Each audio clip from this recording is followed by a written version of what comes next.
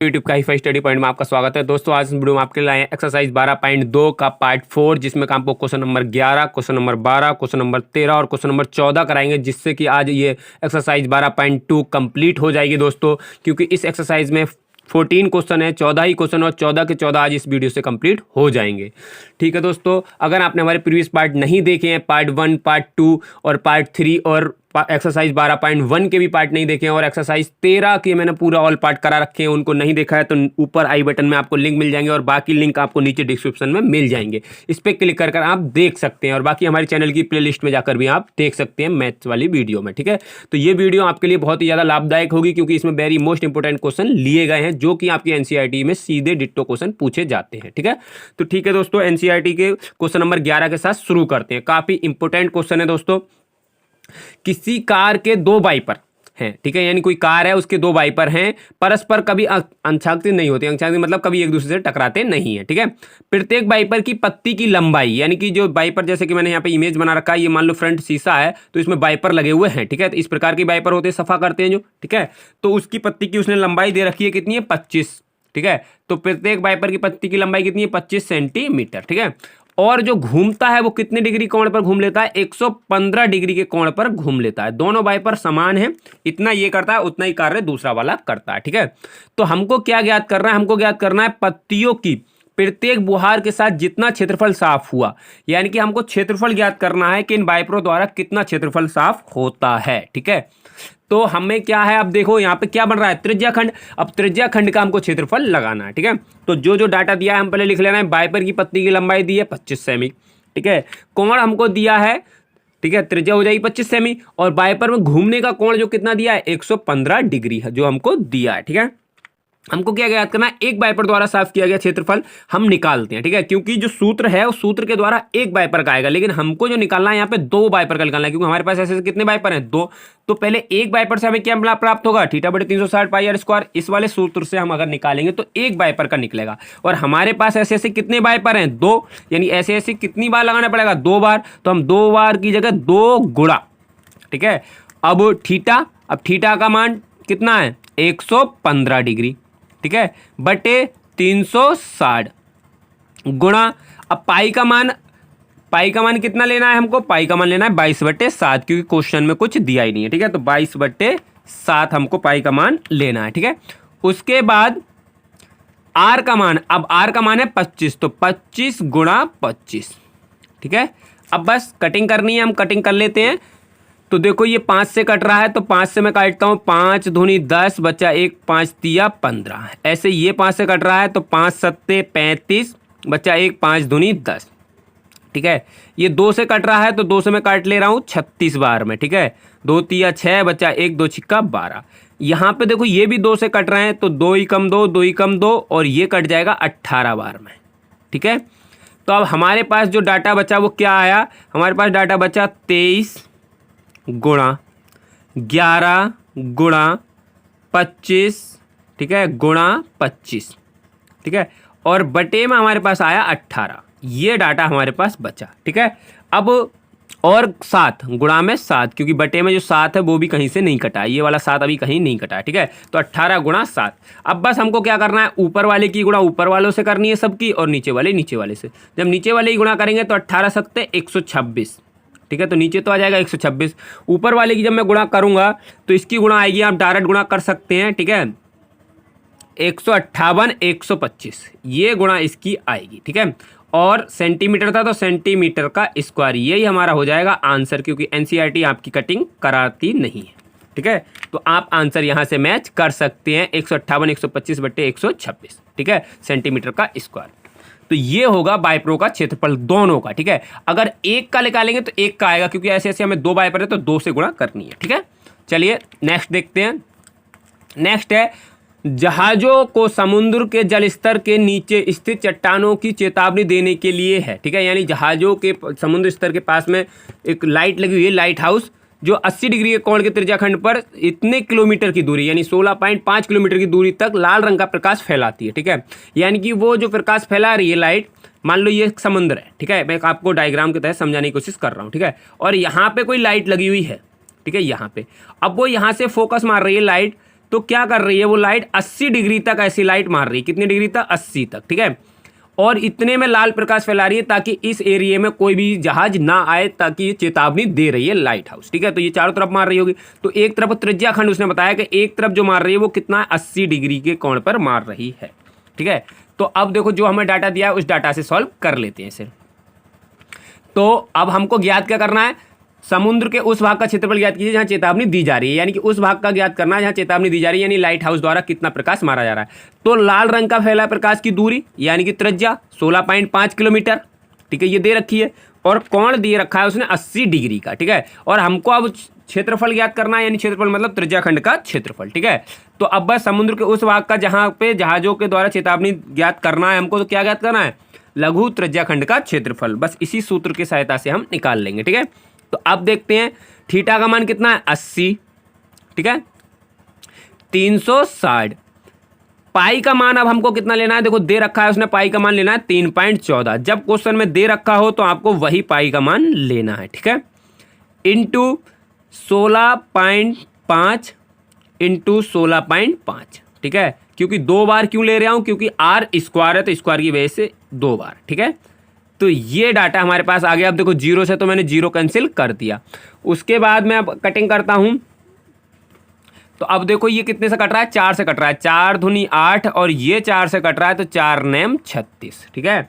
तो 9 बार में ये कट गया। अब हमारे पास क्या बचा? तो हमारे पास जो डाटा बचा, हमारे पास बचा 2 गुणा 3.14, ठीक है, गुणा, ठीक है, 16.5, ठीक है, 16.5 गुणा 16.5, ठीक है, बटे 9 बटे में 9, ठीक है। अब मैं क्या करता हूं? पहले इन दोनों की गुणा कर लेता हूं यहां तक की। जब इन दोनों की मैं गुणा करूंगा तो मेरे पास जो गुणा आएगी वो आएगी 628, ठीक है। गुणा आप कर सकते हो। 314 को जब डबल करोगे 300 का डबल 600 और 14 का डबल 28, 628।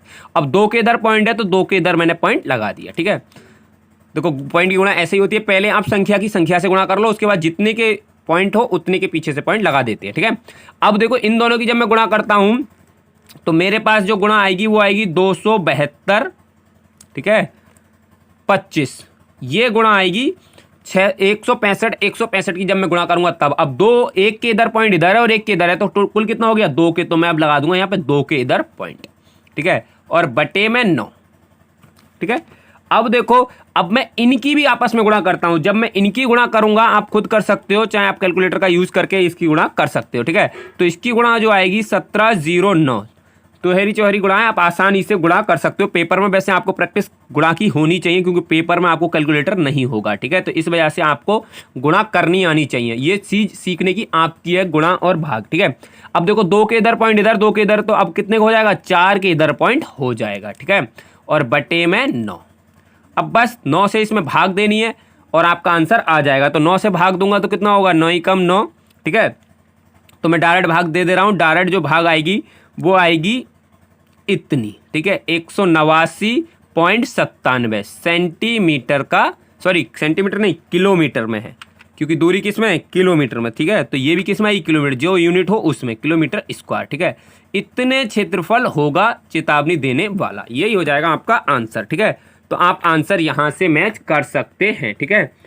189.97 क्वेश्चन नंबर 12 का आंसर, ठीक है।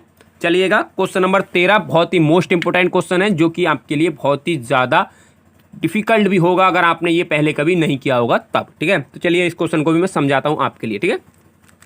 बोल रहा है एक गोल मेज जिसपे 6 समान डिजाइन बनी हुई है। ये गोल मेज है जिसके 6 समान डिजाइन, ये वाले डिजाइन जो बने हुए हैं ये 6 बने हुए हैं, देख सकते हैं आप, 1 2 3 4 5 6, ठीक है। जैसे कि आकृति 12.14 में दिखाया गया है, 12.14 में आप देख सकते हो, ठीक। यदि मेज पोस्ट की त्रिज्या, यानी कि एक मेज पोस्ट की त्रिज्या उसने दे रखी है, ठीक है।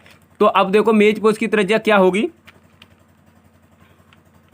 अब यहां से त्रिज्या कैसे निकालोगे? त्रिज्या कहां से होती है? देखो त्रिज्या सेंटर पॉइंट से होती है। ये मान लो यहाँ पे इसका केंद्र है।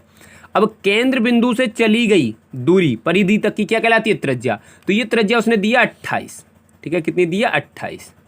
अब मान लो ये एक दूरी है तो यहां से इन दोनों को अगर मैं मिलाता हूं तो एक त्रिज्या खंड बनके तैयार होता है, ठीक है। और ये वाला तो इतना तो एरिया हो गया पूरा यहां तक का त्रिज्या खंड, और ये वाला जो डिजाइन है ये वाला एरिया और यहाँ से परी जो है आपका ये जीवा से, तो ये क्या कहलाएगा, ये कहलाता है वृत्तखंड। मैंने आपको पढ़ाया था शुरू में, ठीक है। तो ये वृत्तखंड का एरिया है। तो ऐसे ऐसे कितने वृत्तखंड बने हुए हैं, तो ऐसे ऐसे 6 वृत्तखंड यहाँ पे बने हुए हैं, ठीक है। आपको ज्ञात करना है 0.35 प्रति वर्ग सेंटीमीटर की दर से डिजाइनों में बनाई गई लागत ज्ञात करनी है, यानी डिजाइनों में कितनी लागत आई, ठीक है।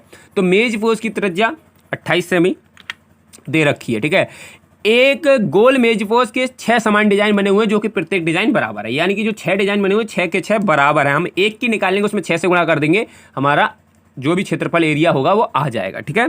यानी सब बराबर हैं, कहने का मतलब ये है कि एक निकालो, उसमें फिर 6 से गुणा कर देना, ठीक है। उसके बाद हमको क्या दिया है उसने, कुल कोण। अब हमको कोण नहीं दिया है, यहाँ पे एक चीज ये दी है कि कोण हमको नहीं दिया है, ठीक है। तो अब कोण हम कैसे निकालेंगे, कोण निकालेंगे कुल कोण से, ठीक है। कुल कोण कितना आपको पता है, वृत्ताकार आकार है तो 6 कितना होगा 360।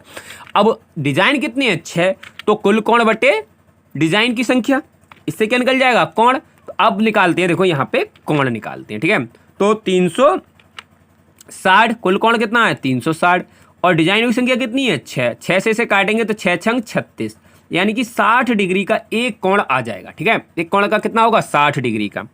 उसके बाद डिजाइन का जो क्षेत्रफल होगा वो किसके बराबर होगा, वो होगा लघु वृत्तखंड के बराबर, यानी कि लघु वृत्तखंड का एरिया कहलाता है ये, ठीक है। जो जीवा से बना हुआ एरिया और इसके साथ में बनता है वो होता है लघु वृत्तखंड। और यहाँ से यहाँ तक का पूरा पूछता ये वाला इतना जो मैं आप डार्क कर रहा हूं, तो ये कहलाता है त्रिज्याखंड, ठीक है। तो यहाँ पे जो डिजाइन जो बने हुए हैं वो किस में बने हुए हैं, लघु वृत्तखंड के एरिया में बने हुए हैं, ठीक है। तो लघु वृत्तखंड का मैंने आपको सूत्र पहले ही बताया था, तो बस लघु वृत्तखंड का आप सूत्र लगा के आप आसानी से निकाल सकते हैं, ठीक है। तो चलिएगा सॉल्व करते हैं अब, ठीक है। तो लघु वृत्तखंड का सूत्र क्या होता है, त्रिज्याखंड का क्षेत्रफल माइनस त्रिभुज का क्षेत्रफल, ठीक है। अब देखो त्रिभुज का क्षेत्रफल सूत्र आपको यही लेना है, 1/2 त्रिज्या का स्क्वायर गुणा साइन थीटा, ठीक है। इस सूत्र से आपको त्रिभुज का निकालना है, ठीक है। और त्रिज्याखंड का क्या होता है 300 थीटा बटे 360 पाई आर स्क्वायर, ठीक है। तो चलिएगा निकालते हैं इसे, ठीक है। अब थीटा का मान कितना है, थीटा का मान है 60, ठीक है।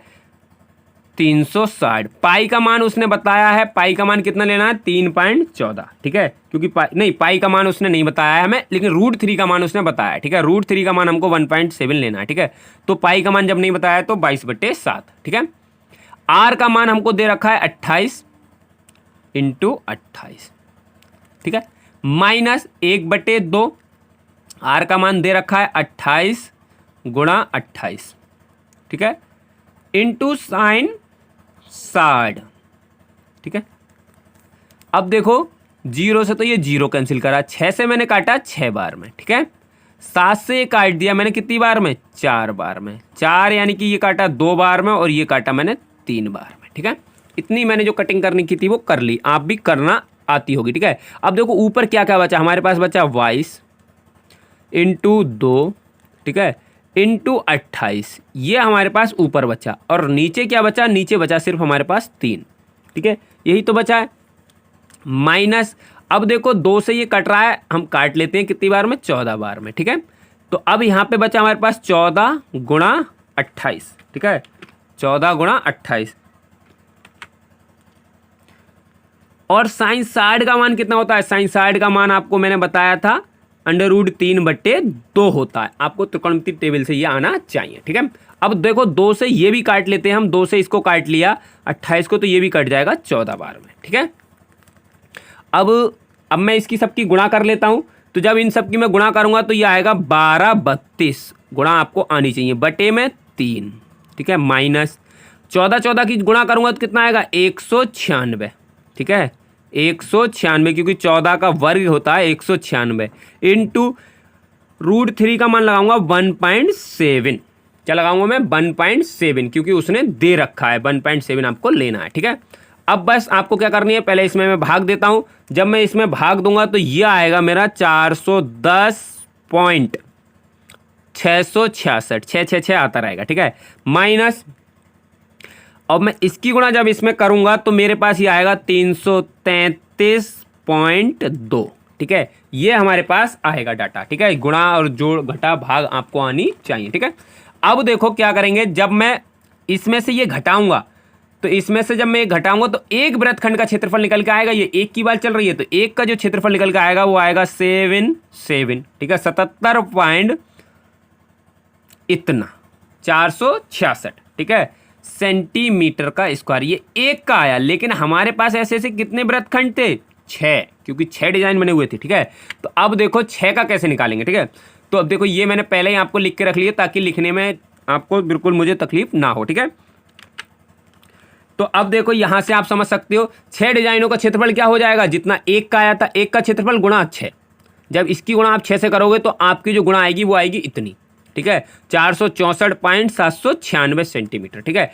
अब 796 को हम देखो अप्रोक्सीमेट 8 मान सकते हैं, यानी 800 समझ सकते हैं। तो ये हम 466.800 लिख लेते हैं, ठीक है। क्योंकि मैंने बताया था जब हाफ से ज़्यादा, देखो 6 आधे से ज़्यादा है, देखो आप ये 2 अंक तो ऐसे ही समझो, जब ये आधे से ज़्यादा हो तो इसको पूरा हम कर देते हैं, ठीक है, यानी कि 8 बन जाएगा, 80 बन जाएगा यहाँ पे, ठीक है। तो 800 इतना हो जाएगा।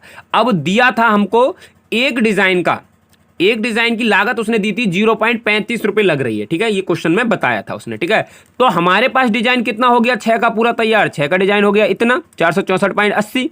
इसकी लागत क्या होगी? तो बस इस लागत में हम 0.35 से गुणा कर देंगे। जब 0.35 से इसमें गुणा करेंगे, आप गुणा कर सकते हो, तो आपकी जो गुणा आएगी वो आएगी 162.68 रुपये।